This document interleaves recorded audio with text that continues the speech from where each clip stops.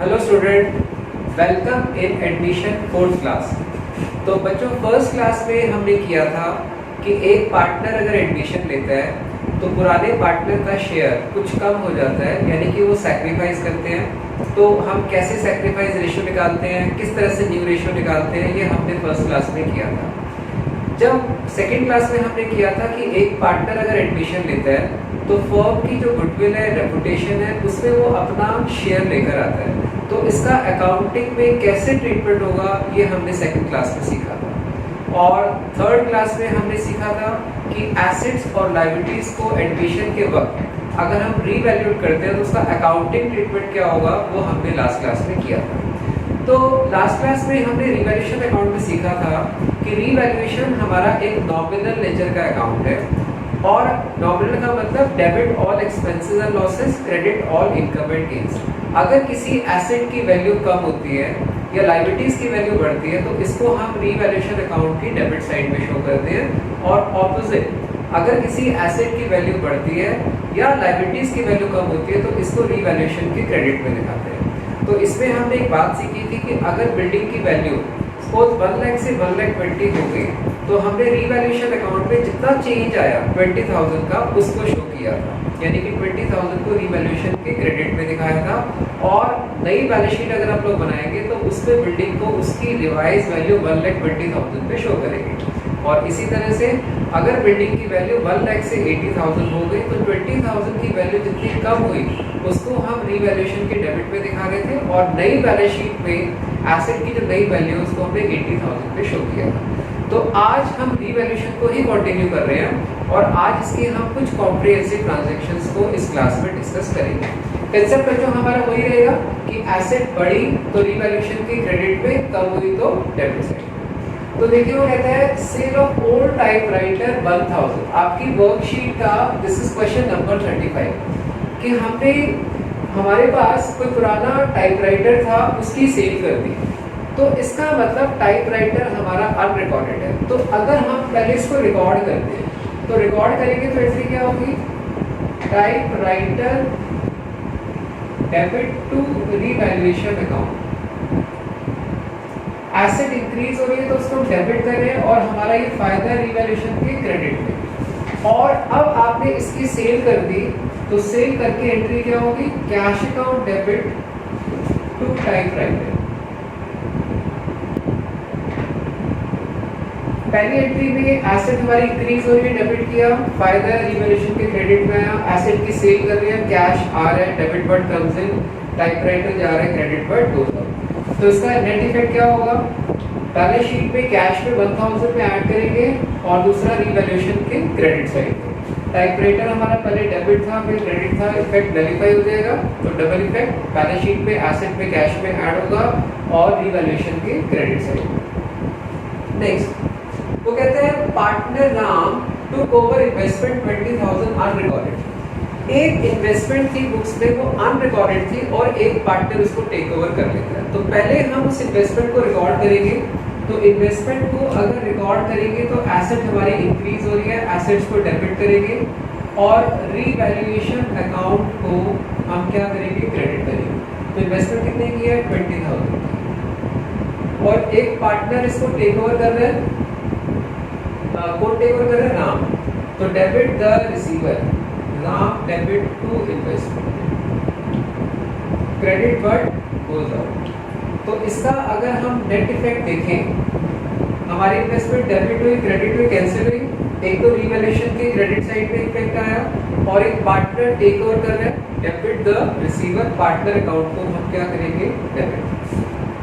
कई बार क्या होता है कि हम किसी कंपनी के शेयर्स खरीद के रख लेते हैं अपने पास, और कई बार मार्केट में स्लो डाउन से उसकी वैल्यू जीरो हो जाती है, हम इन्वेस्टमेंट की वैल्यू को जीरो कंसिडर कर लेते हैं। लेकिन बाद में कभी शेयर्स के रेट बढ़ जाते हैं और फिर उसको हम सेल कर देते हैं। तो ऐसे कुछ यहाँ पे हुआ।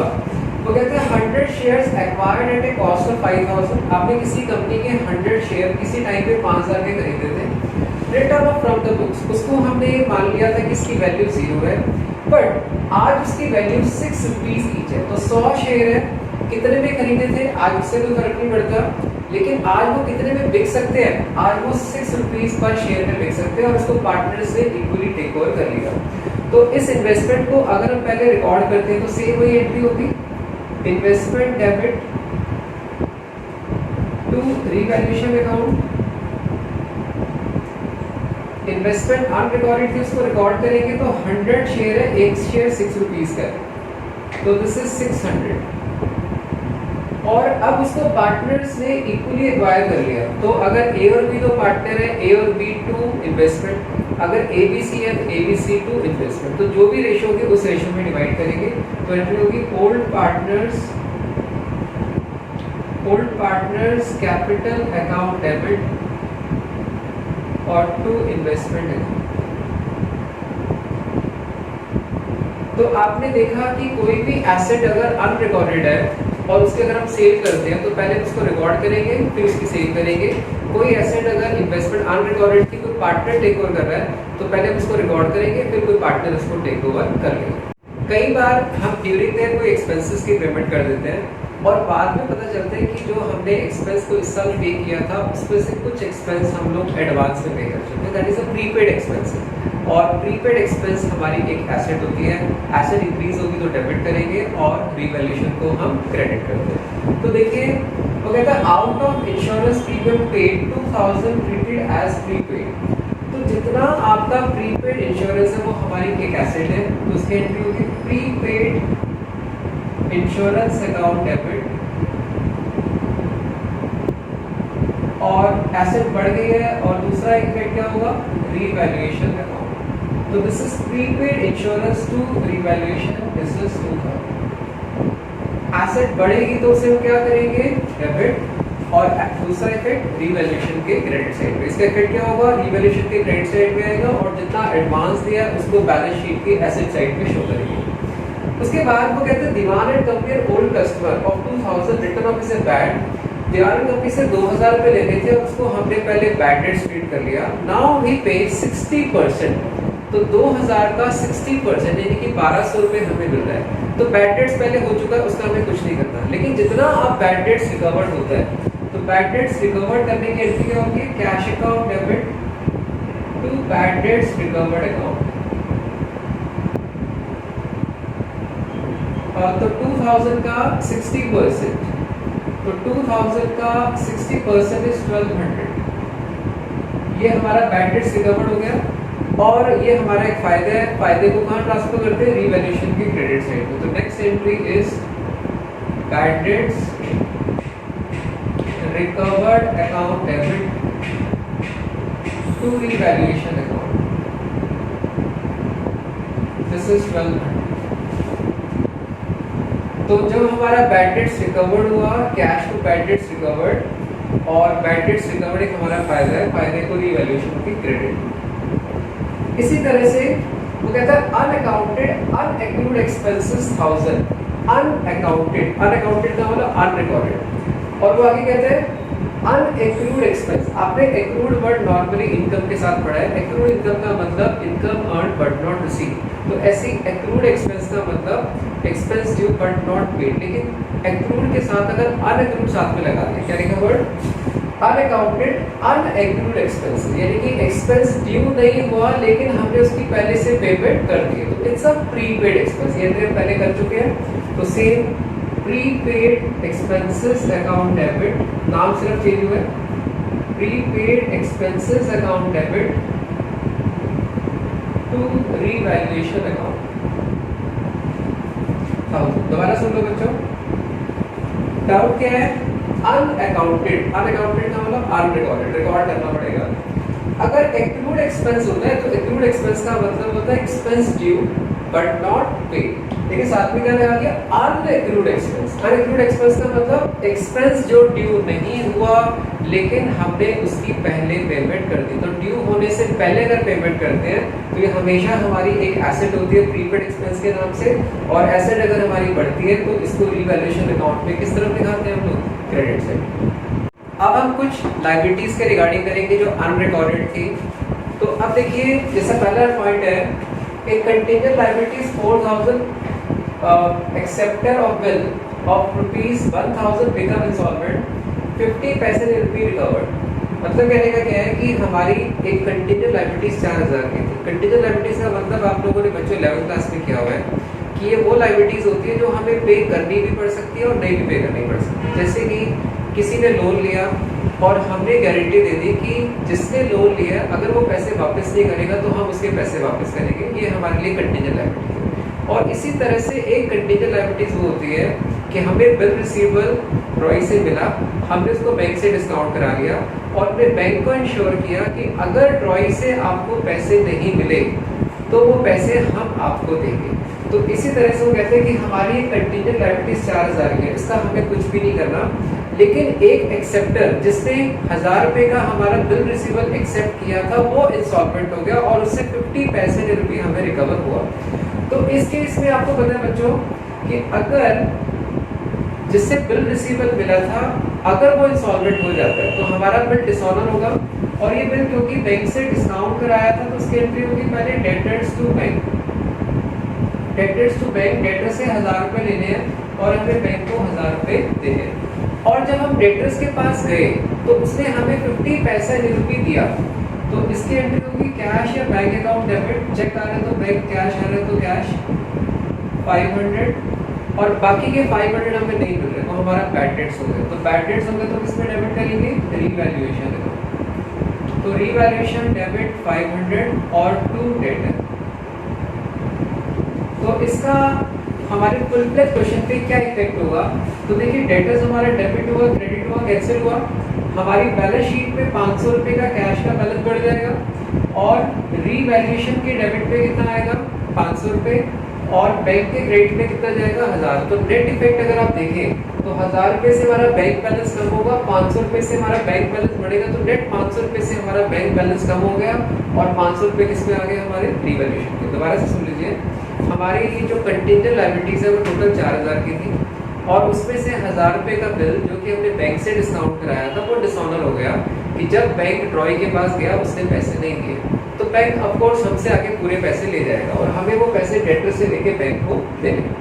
जब हम उस डेटर्स के पास पैसे लेने गए तो कहता है मैं तो इंसॉल्वेंट हो गया, मैं तो सिर्फ 50 पैसे रुपये आपको दे सकता हूँ।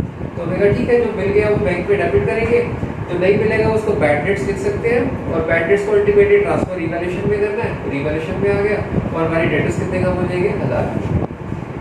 इसी तरह से वो कहता है contingent liability in respect of a claim for damages 4000 such liabilities undertaken partner Shyam at ₹20,000।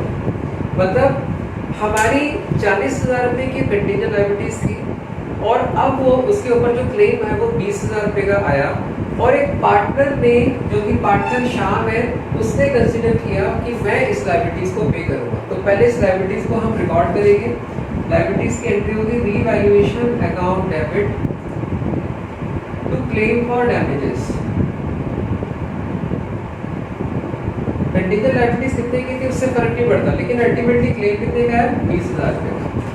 और अब इस क्लेम को सेटल कौन कर रहा है, अगर हम उस क्लेम की पेमेंट कैश पे करते तो क्लेम फॉर डैमेजेस तो कैश होता, चेक से करते क्लेम फॉर डैमेजेस तो बैंक होता, एक पार्टनर इसको पे कर रहा है। तो इसकी एंट्री होगी, एक लायबिलिटीज हमारी कम होगी, claim for damages debit to कौन पे कर रहा है यहाँ पर श्याम और to Shyam capital account this is 20,000। इसी तरह से वो कहते हैं firm required to pay compensation 4,000 not yet recorded in the books. तो एक अनरिकॉर्डेड लायबिलिटीज है तो कंपनसेशन क्लेम हमने पे करना था, अभी तक नहीं दिया। तो फिर वही एंट्री होगी revaluation account debit, revaluation account debit to claim किसके लिए देने अपने पैसे compensation to compensation claim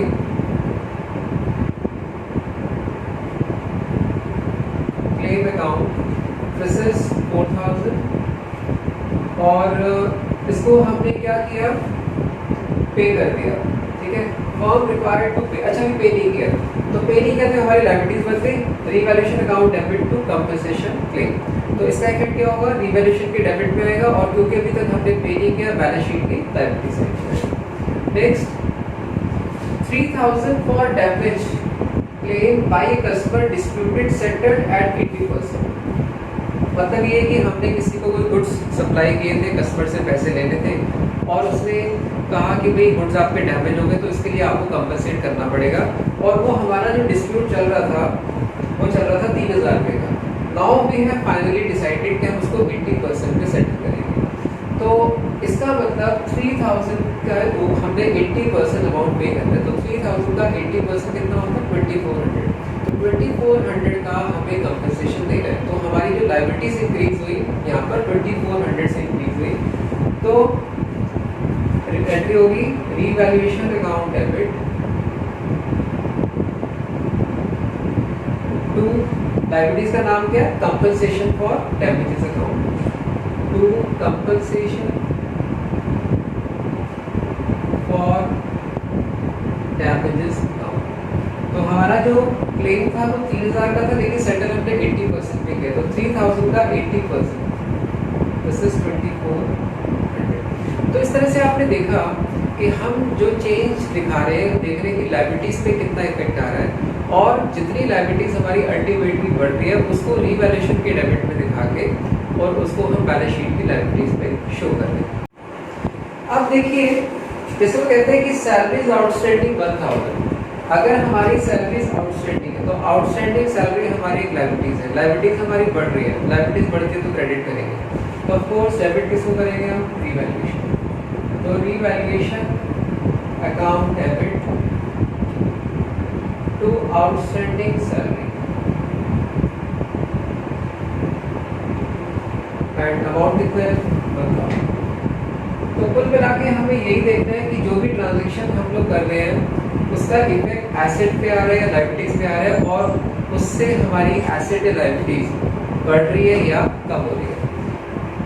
provision for tax paid 6000 का टैक्स का प्रोविजन आपने बनाना है। तो प्रोविजन फॉर टैक्स हमारी एक लायबिलिटीज है, लायबिलिटीज को हम क्रेडिट करते हैं, लायबिलिटीज हमारी बढ़ेगी तो ऑफ कोर्स डेबिट किसको करेंगे, रीवैल्यूएशन। तो revaluation account debit to provision for tax account and this is 6000।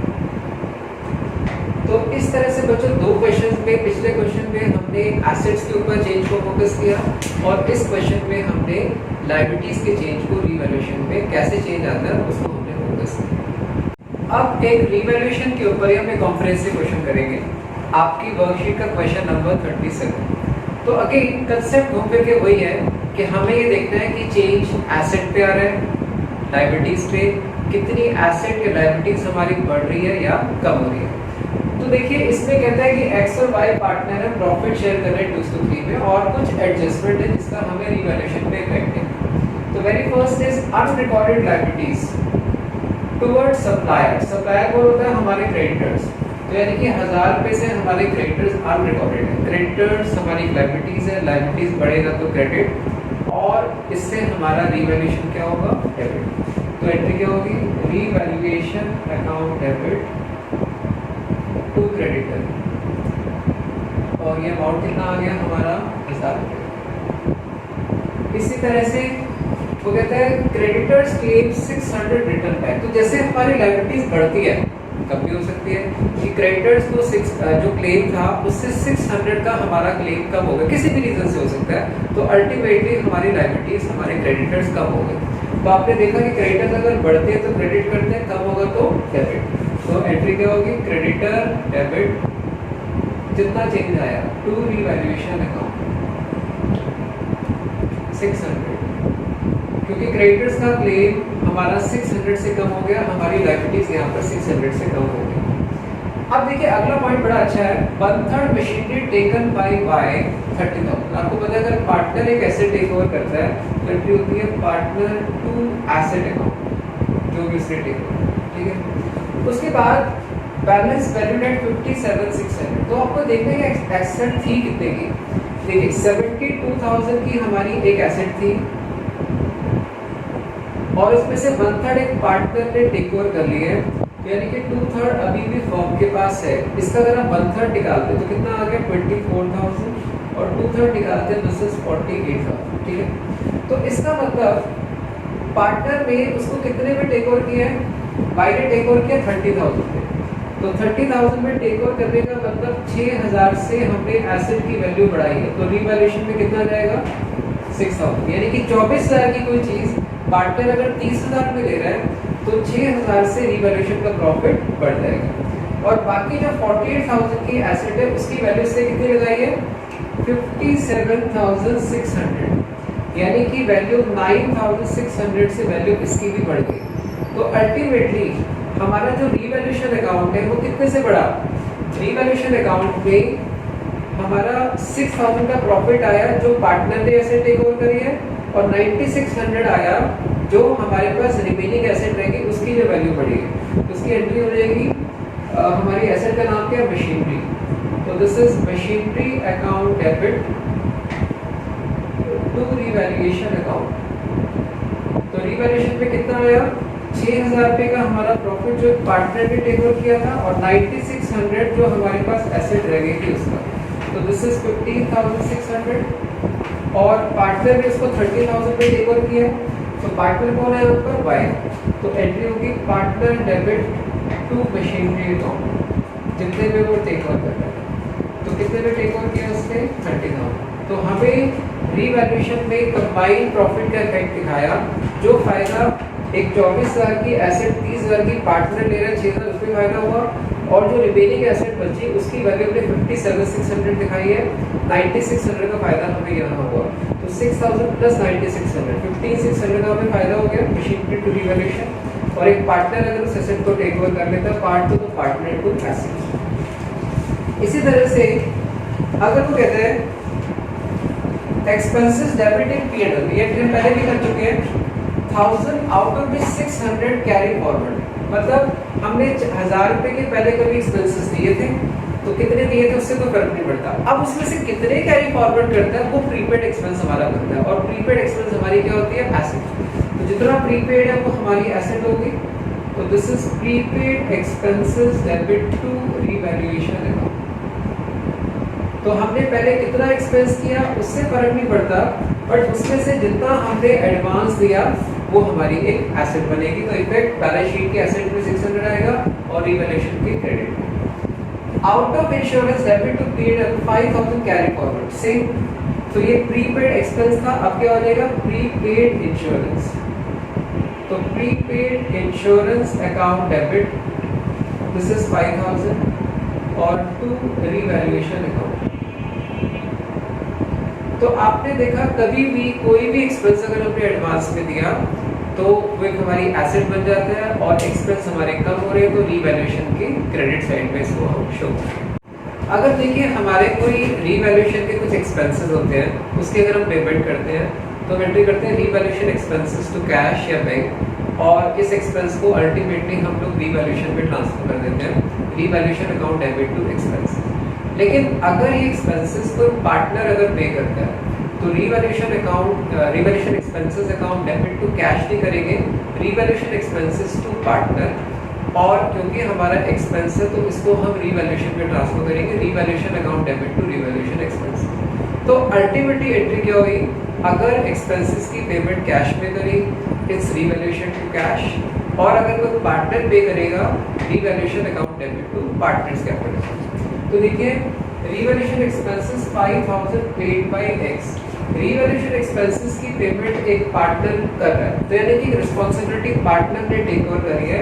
तो बिजनेस के लिए एक्सपेंस है, बिजनेस का एक्सपेंस है, तो रीवैल्यूएशन अकाउंट को हम क्या करेंगे डेबिट करेंगे, क्योंकि एक्सपेंस के हमने पेमेंट करी है, बिजनेस की लायबिलिटीज बढ़ गई तो रीवैल्यूएशन को डेबिट करेंगे, और इस लायबिलिटीज को क्योंकि पार्टनर ने टेक ओवर कर लिया है तो फर्म को पैसे पार्टनर को देने हैं।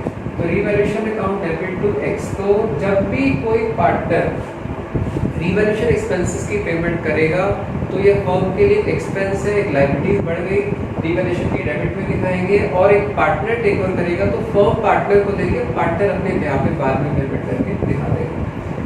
और अगर वो कहते हैं कि expense debit to P&L account include 2,000 paid for Y's personal account, मतलब एक एक्सपेंस वाई को देना था लेकिन फर्म वाई के बिहाफ पे किसी एक्सपेंस की पेमेंट करती है, इसका मतलब ये एक्सपेंस फर्म का नहीं है, लेकिन फर्म पार्टनर के बिहाफ पे पेमेंट कर रही है। और अगर फर्म कोई भी चीज़ पार्टनर के बिहाफ पे पे करती है तो it's like a drawings for the partner. तो यहाँ पे एंट्री क्या होगी, Y's capital account debit, Y के कैपिटल अकाउंट को हम डेबिट करेंगे। और क्योंकि हमने फर्म के एक्सपेंसेस को पहले डेबिट कर दिया था, फर्म के एक्सपेंसेस को बढ़ा दिया था, फर्म के एक्सपेंसेस को कम करेंगे। तो फर्म के एक्सपेंसेस को कम करने का मतलब हम रीवैल्यूएशन अकाउंट को 2000 से क्रेडिट करेंगे। इसको थोड़ा सा आप समझ लीजिए कि पहले पार्ट में हमने कहा था कि एक पार्टनर फर्म के एक्सपेंसेस को पे करता है, तो फर्म उसको कंपनसेट कर रही थी रीवैल्यूएशन टू पार्टनर। अब दूसरे पार्ट में क्या हो रहा है कि पार्टनर का एक्सपेंस फर्म दे रही है। तो पार्टनर का एक्सपेंस अगर फर्म देती है तो इट्स लाइक अ ड्राइंग्स। तो अगर पार्टनर के लिए फर्म पे करेगी तो फर्म पार्टनर के अकाउंट को क्या करेगी, डेबिट।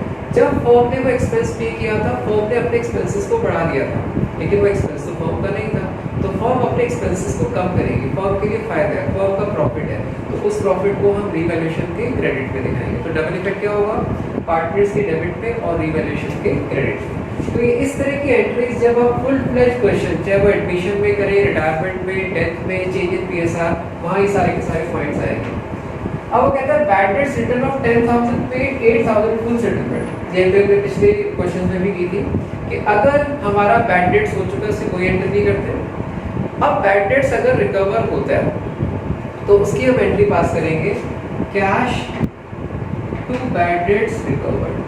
अब कितना बैड डेट्स था वो तो हम पहले इफेक्ट ले चुके होंगे उसका, लेकिन अब जितना रिकवर हो गया, 8,000 रुपये का रिकवर हो गया और ये हमारी इनकम में फायदा है रीवैल्यूएशन के क्रेडिट। तो अल्टीमेटली एंट्री क्या होगी, bad debts recovered debit to revaluation account,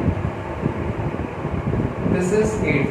तो इसका अगर आप नेट इफेक्ट देखें तो हमारा bad debts recovered credit debit, आपका एसेट साइड पे कैश पे 8,000 आ जाएगा और 8,000 रीवैल्यूएशन के क्रेडिट पे। तो आपको इस बात पे कंफ्यूज नहीं होना कि सर लेने तो 10,000 रुपये थे, 2,000 कहाँ गए। वो 10 के 10,000 हम इफेक्ट पहले अपने बुक्स में शो कर चुके हैं। अब जितना ये अनएक्सपेक्टेडली हमारे को रिकवर हो गया, हम इसका इफेक्ट लेके दिखाएंगे कैश और बैड डेट्स रिकवर्ड, और बैड डेट्स रिकवर्ड हमारी इनकम है, bad debts recovered to revaluation. अब उसके बाद वो कहते हैं Mohan and old customer return off as a bad promise to pay 3,000। एक बंदा पहले हमें धोखा दे चुका है, वो पहले ही बैड डेट्स हो चुका है और अब वो कहता है प्रॉमिस कर रहे हैं कि मैं पैसे दे दूंगा। तो क्या अब आप उसकी प्रॉमिस पे भरोसा करना चाहिए? हम कहते हैं नहीं करना चाहिए। जब तक वो प्रॉमिस रिटर्न में नहीं है हम उसके ऊपर भरोसा नहीं करेंगे। अगर वो रिटर्न में कहता तो फिर हम उसको रीवैल्यूएशन के क्रेडिट में दिखा के और उसको जो पैसे उससे लेने हैं उसको बैलेंस शीट के एसेट्स में दिखाते हैं। लेकिन क्योंकि प्रॉमिस अभी रिटर्न में नहीं है तो हम इसकी कोई एंट्री पास नहीं करेंगे। तो इसका मतलब एक चीज़ आपको ध्यान रखनी है कि अगर बैड डेट्स रिकवर्ड के पैसे कैश में मिल जाते हैं तब तो ऐसे करेंगे, और अगर वो सिर्फ प्रॉमिस है उसकी कोई एंट्री पास नहीं करेंगे। लेकिन अगर वो प्रॉमिस रिटर्न में है, ठीक है, तो वो प्रॉमिस अगर रिटर्न में है तो हम उसका वर्थ देके चलते हैं और उसको रीवैल्यूएशन के क्रेडिट में दिखाते हैं बैलेंस शीट की एसेट्स में। नेक्स्ट वो कहते हैं क्लेम फॉर डैमेजेस। ये एंट्री हम पहले भी कर चुके हैं। क्लेम फॉर डैमेजेस हमारी एक लायबिलिटीज है, लायबिलिटीज हमारी बढ़ेगी तो क्रेडिट करेंगे, और दूसरा रीवैल्यूएशन को डेबिट। तो revaluation account debit, revaluation account debit to claim for damages. जितना हमारा क्लेम है, कितना क्लेम है हम लोगों का, तो हमारा क्लेम है यहाँ पे 8,000, तो रीवैल्यूएशन के डेबिट में आएगा और इसका दूसरा इफेक्ट बैलेंस शीट की लायबिलिटी साइड में। अब देखिए आगे, bill receivable of 5,000 discounted with bank dishonour. अगर एक बिल रिसीवेबल जिसको कि हमने बैंक से डिस्काउंट कराया था, अगर वो डिसऑनर हो जाता है, यानी कि बैंक को ड्रॉई से पैसे नहीं मिलते हैं, तो हमें वो पैसे बैंक को देने पड़ेंगे और डेटर से लेने पड़ेंगे। तो इसकी एंट्री होगी debtors account debit to bank. Debtor से पैसे लेने हैं और बैंक को हमें पैसे देने हैं। तो इसका इफेक्ट बैलेंस शीट पे क्या होगा, इसका रिवैल्यूएशन पे कोई इफेक्ट नहीं आएगा।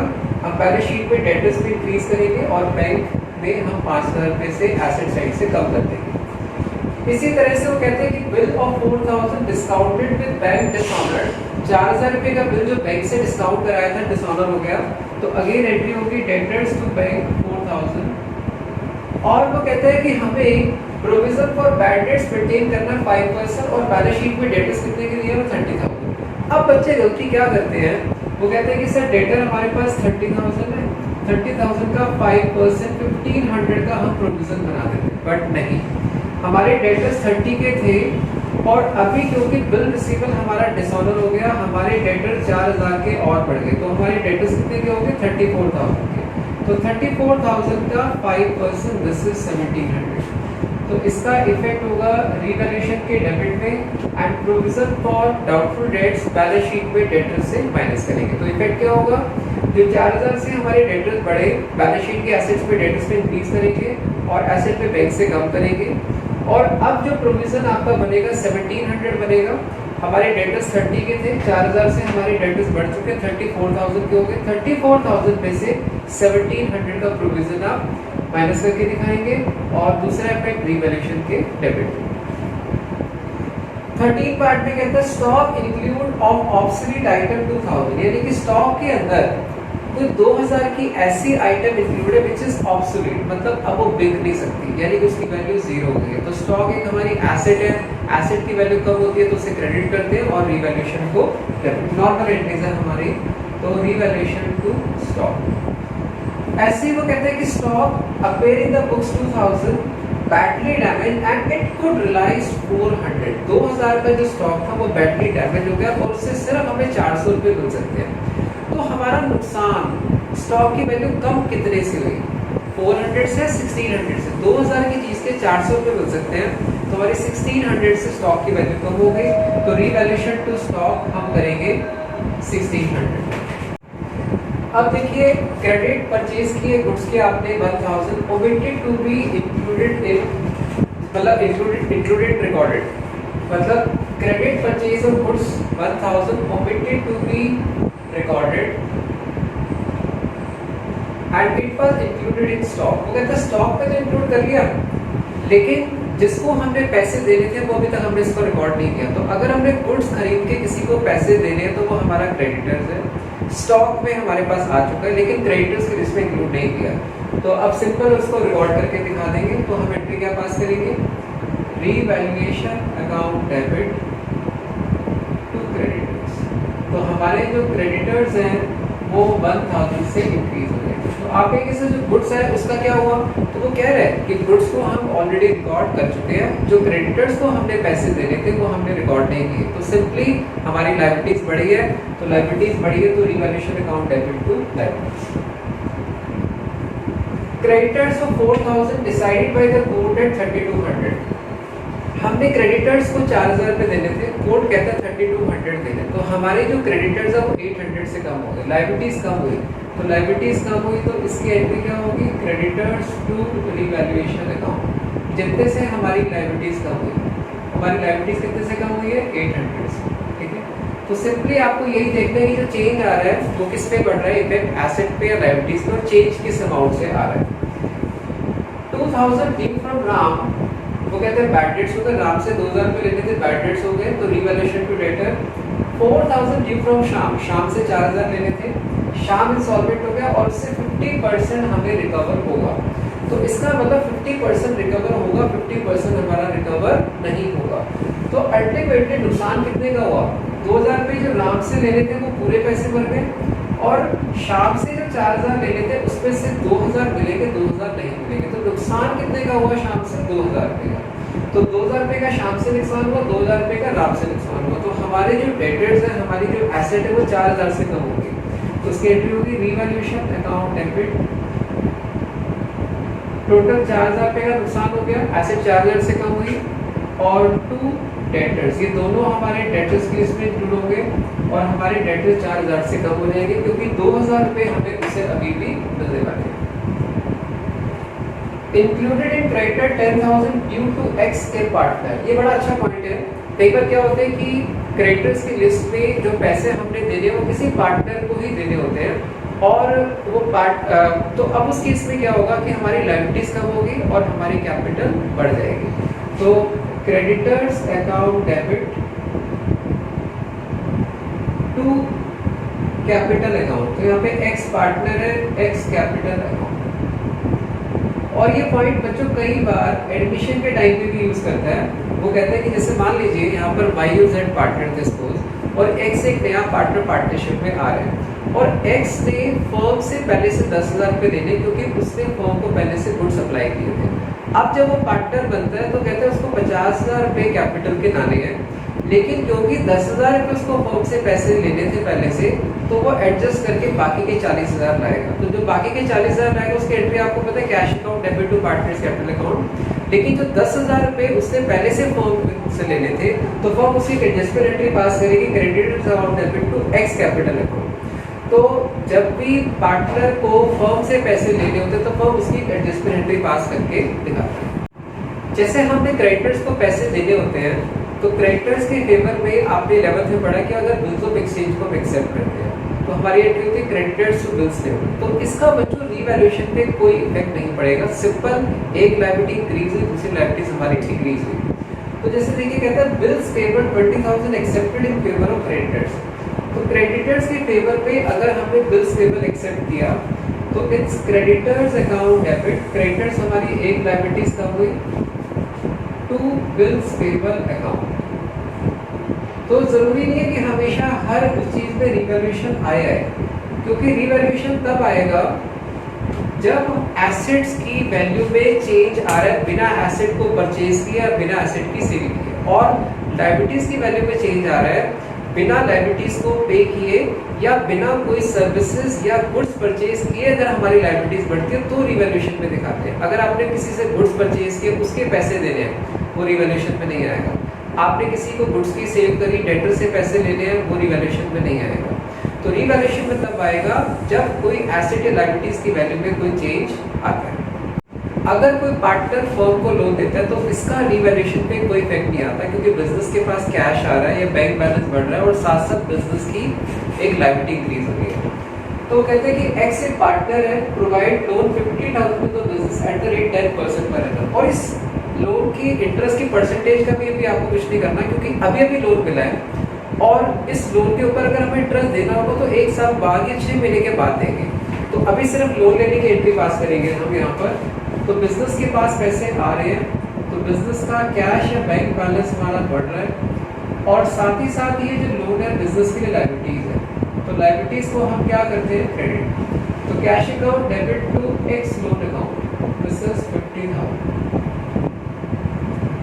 Machinery taken by X 18,000, book value 20,000। तो 20,000 की मशीन अगर एक्स 18,000 में टेक ओवर कर रहा है तो इसका मतलब उस एसेट की वैल्यू 2,000 से कम होगी। तो पहले revaluation to machinery and this is 2,000, और एक पार्टनर इसको टेक ओवर कर रहा है, डेबिट द रिसीवर और क्रेडिट वर्ड 2,000।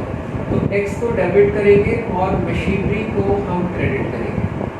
कितने से क्रेडिट करेंगे? जितने में वो टेक ओवर कर रहा है। अगर एसेट की वैल्यू बढ़ जाती है तो मशीनरी टू रिवैल्यूएशन हो जाता है, और पार्टनर टेक ओवर करेगा तो ऑफ कोर्स वो डेबिट करेंगे, डेबिट द रिसीवर। उसके बाद कहता है 1/3 मशीनरी टेकन बाय वाई 25,000, ऐसा इन्वेस्टमेंट का पॉइंट हमने किया था, और बैलेंस की वैल्यू 48 लगाई है और उसकी वैल्यू थी 60। तो देखिए 60 का अगर आप 1/3 करते हैं और 2/3 करते हैं तो 60 का 1/3 हो गया 20 और 2/3 हो गया कितना 40। अब 1/3 मशीन वो वाई कितने में टेक ओवर कर रहा है? 25,000 में, यानी कि 5,000 रुपये का रिवैल्यूएशन का प्रॉफिट हो गया, और बैलेंस की वैल्यू से कितने लगाई है 48, तो 8,000 रुपये का प्रॉफिट यहाँ पर हो गया। तो टोटल हमारे को रिवैल्यूएशन का प्रॉफिट हो गया 13,000 का। तो इसकी एंट्री होगी मशीनरी डेबिट टू रिवैल्यूएशन, दोनों का कंबाइंड प्रॉफिट हम लोग दिखा देंगे कितना 13,000। और अब एक पार्टनर इसको 48 पे टेक ओवर कर रहा है। कौन टेक ओवर कर रहा है? इसमें कौन टेक ओवर कर रहा है? हमें वाई टेक ओवर कर रहा है, तो वाई टू मशीनरी एक एंट्री हो जाएगी, Y debit to machinery, this is 48,000। ठीक है। उसके बाद 23rd में वो कहते हैं investment taken by x 10,000, book value 8,000। ये भी हम पॉइंट पहले कर चुके हैं। तो इन्वेस्टमेंट की वैल्यू 10,000 से 8,000 में वो टेक ओवर कर रहा है, तो इन्वेस्टमेंट की वैल्यू अगर कम होगी तो it's revaluation to investment, this is 2,000, और जो पार्टनर इसको टेक ओवर कर रहा है, एक्स टेक ओवर कर रहा है डेबिट द रिसीवर, तो एक्स डेबिट टू इन्वेस्टमेंट, उसको कितने में टेक ओवर कर रहा है? 8,000 में। तो इन्वेस्टमेंट की वैल्यू क्योंकि कम हुई तो इसलिए रिवैल्यूएशन को डेबिट करके इन्वेस्टमेंट को कम किया, और एक पार्टनर अगर उसको टेक ओवर कर रहा है तो पार्टनर को हम क्या कर रहे हैं? डेबिट, और एसेट को हम क्या कर रहे हैं? क्रेडिट। देखिए वैसे हम हमेशा प्रोविजन फॉर डाउटफुल डेट्स जो बनाते हैं वो पीरियड से बनाते हैं। एडमिशन के केस में revaluation to provision for doubtful debts करते हैं, बट कई बार वो कह सकते हैं कि जो हमारे पास अवेलेबल जनरल रिजर्व है उससे भी आप प्रोविजन बना सकते हैं। तो अगर हम रिजर्व से प्रोविजन बनाएंगे तो उसकी एंट्री होगी general reserve debit to provision for doubtful debts, और जितना रिजर्व बच गया उसको हम जैसे पहले करते थे ओल्ड पार्टनर्स में उनकी ओल्ड रेशो में डिवाइड करते हैं। जैसे वो कहते हैं कि 10% of reserve transfer to provision for doubtful debts, reserve हमारे को दे रखा है 10,000, तो इसकी एंट्री क्या होगी? General reserve debit 10,000 to provision for doubtful debts, this is 10%, sorry इसका 10% हो गया 1,000, और बाकी का जो हमारा बच गया उसको हम पार्टनर्स में डिस्ट्रीब्यूट करेंगे 2x to y, तो बाकी कितना बच गया? 9,000, रेशो हमारी 2:3 है, तो दिस इज 3,600 एंड 5,400। तो अभी तक हम प्रोविजन बनाने की एंट्री पास करते थे revaluation to provision for doubtful debts, लेकिन अब कहते हैं कि रिजर्व से बनाना है तो reserve to provision for doubtful debts, और बाकी जो बचा हुआ रिजर्व है उसको हम पार्टनर्स में उनकी ओल्ड रेशो में डिवाइड कर देंगे। पेटेंट्स आर वैल्यूलेस, कोई भी इंटेंजिबल एसेट है अगर कहते हैं उसकी वैल्यू 0 है तो ठीक है, simple entry revaluation account debit to patents, this is 2,000। Power supply bill omitted, एक लायबिलिटीज है, लायबिलिटीज हमारी रह गई, रिकॉर्ड करेंगे, तो revaluation debit to outstanding power bill, तो जो लायबिलिटीज उसका नाम हम दिखा देंगे, this is 400। Contingent liabilities accepted 1,000, तो कंटीजेंट लायबिलिटीज को हमने एक्सेप्ट कर लिया, तो ये भी हमारी लायबिलिटीज बढ़ गई, तो रिवैल्यूएशन के हम डेबिट में दिखाएंगे to provision for contingent liabilities. तो कंटीजेंट लायबिलिटीज के केस में हम एक प्रोविजन बना रहे हैं यहाँ पर कितने का? 1,000 रुपये का, और अगर वो लायबिलिटीज कोई कंफर्म हो तो उस लायबिलिटीज का नाम हम दिखा देंगे, क्लेम फॉर डैमेजेस वगैरह कुछ नहीं है, एक दो प्रोविजन बना के प्रोविजन फॉर कंटीजेंट लायबिलिटीज। उसके बाद वो कहते हैं एक्स ए पार्टनर पे बैंक लोन, जैसे एक पार्टनर एसेट टेक ओवर करते हैं तो लायबिलिटीज भी टेक ओवर कर सकते हैं। तो देखिए लायबिलिटीज की अगर हम पेमेंट करते हैं तो एंट्री करते हैं liabilities account debit to cash, लेकिन लायबिलिटीज को पार्टनर टेक ओवर करता है तो उसकी एंट्री हो जाएगी हमारी bank account debit to partners capital account, तो जो भी अगर एक्स ने टेक ओवर किया है तो एक्स कैपिटल अकाउंट, तो इसमें रीवैल्यूएशन अकाउंट का कोई लेना देना नहीं है, simply liabilities taken over by partner. तो लायबिलिटीज को अगर हम पे करते हैं तो लायबिलिटीज टू कैश, और लायबिलिटीज अगर कोई पार्टनर टेक ओवर करता है तो liabilities to partners capital account. हमने 11th क्लास में पढ़ा था कि अगर हमारा बैड डेट्स होता था तो हम जो डेटर्स पे प्रोविजन बनाते थे बैड डेट्स लेस करने के बाद क्रिएट करते थे, और ऐसे ही होता था provision for discount of debtors कि अगर डेटर्स हमें बिफोर टाइम से पहले पेमेंट करते हैं हम उनको जो डिस्काउंट देते हैं उसके लिए provision for discount of debtor बनाते हैं। तो उसको बनाने का तरीका था कि जो भी हमारे डेटर्स थे उसमें से फर्दर बैड डेट्स और provision for doubtful dates less करने के बाद जो हमारे बचे हुए डेटर्स आते थे उसके ऊपर provision for discount of debtors हम लोग बनाते हैं, और चाहे हमारा बैड डेट्स हो, चाहे प्रोविजन फॉर बैड डेट्स हो या provision for discount on debtor हो, ट्रीटमेंट तीनों का सेम रहेगा, रीवैल्यूएशन के डेबिट में आएंगे और डेटर से माइनस। तो अब देखिए जरा, आपको दिया हुआ डेटर्स 30,000 का, प्रोविजन पहले से एग्जिस्ट करता है 1,000 का, वो कहता है हमारा बैड डेट्स हो गया 2,000 का, तो एंट्री होगी बैड डेट्स टू डेटर 2,000।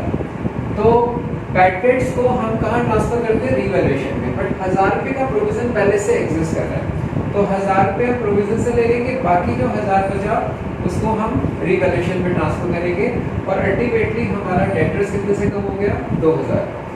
अब उसके बाद कहते हैं कि प्रोविजन फॉर बैड डेट्स 10%। तो प्रोविजन फॉर बैड डेट्स बनाने का formula debtors minus further bad debts into rate of provision upon 100। 30,000 के डेटर्स है, 2,000 का फर्दर बैड डेट्स है, रेट अपॉन 100, तो दिस इज 2800।